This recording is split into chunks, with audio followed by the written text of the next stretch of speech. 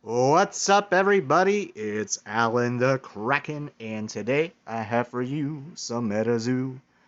So we got some Nightfall box art. Holy crap, it looks amazing.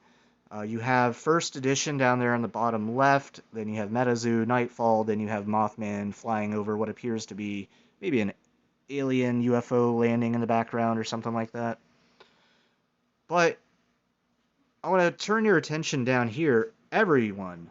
The booster box is going to have hollow foiling and glow-in-the-dark parts to it.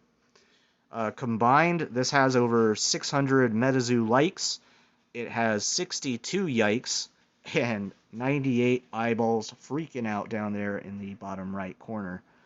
Um, I believe that this means that if that glow in the dark stuff is the orange glow on the bottom in the wings, I can see this box being kept sealed for the majority of the population. And that means that the secondary market for singles, the values are going to be astronomical in price because people are not going to want to open their pristine glow in the dark Metazoo Nightfall boxes because as of right now, the majority of the market is collectors. That being said, if you're a player and you're looking to get singles, I would at least wait 3 weeks until after the set releases on October 20th. So you're probably going to want to wait until like November 14th or somewhere around there to start shopping for your singles to get the best price because that's probably when most of the supply is going to have already entered the market. Um, but your other option is to pre-order Metazoo from trusted sources. Um, you guys have seen my content in the past. I don't think I need to cover that. You guys know not to give out interest-free loans, right? Um, so yeah, that's my take on this. I'm super excited for Nightfall. I'm definitely going to get my orders in. Um, I'm actually learning to play the game. I actually like it. It's kind of like Magic the Gathering, except for the fact that you can attack different permanents on the board and not just like a creature. The there's no summoning sickness, so when you put out a creature, it comes in fatigued and it can't defend the turn that it's put out or the your opponent's turn that it's put out until it becomes unfatigued or untapped on your turn. I kind of dig that. It kind of creates a little bit more room for the game to grow in a competitive sense.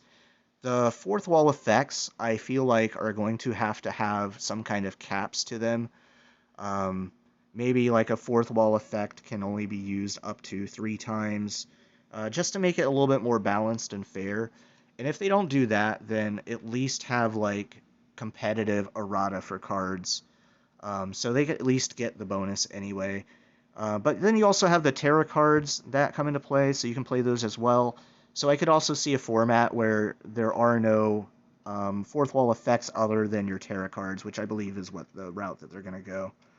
But yeah, I'm really excited to keep playing these theme decks. I definitely want to learn how to drive them and give you guys my feedback on which is the most powerful right now, just from the theme decks. And then maybe you guys can expand upon those ideas and brew some decks of your own. I don't really like to net deck from meta lists of like tournaments and stuff of winners, simply because that doesn't work if you're a champion. Um, I've played many tournaments throughout my life, and I've learned many years ago, even when I was in my teens, to challenge the normal way of thinking and try to beat the heck out of it. I mean, when I played Yu-Gi-Oh, I played I played Umi the Legendary Fisherman, and for those of you that don't know, if you play Umi on the field, it's kind of like a tarot card in a way.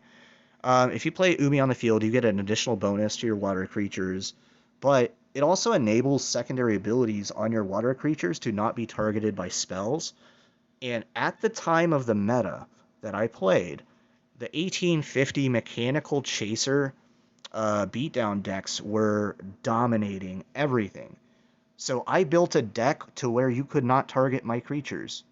and then I just made mine a little bit more powerful than yours. And I destroyed. It was like the entire year my deck flew under the radar simply because I was a teenager and like all this gaming stuff online was relatively new then. I'm talking about like, oh man, it was probably like the 2000s and stuff like that. So like early 2000s. Um, but yeah, definitely challenge the conventional way of thinking about deck building, and you'll surprise yourself. You'll find things that other people haven't seen, and you'll feel brilliant for it. And that's a really cool feeling to have when you deck build.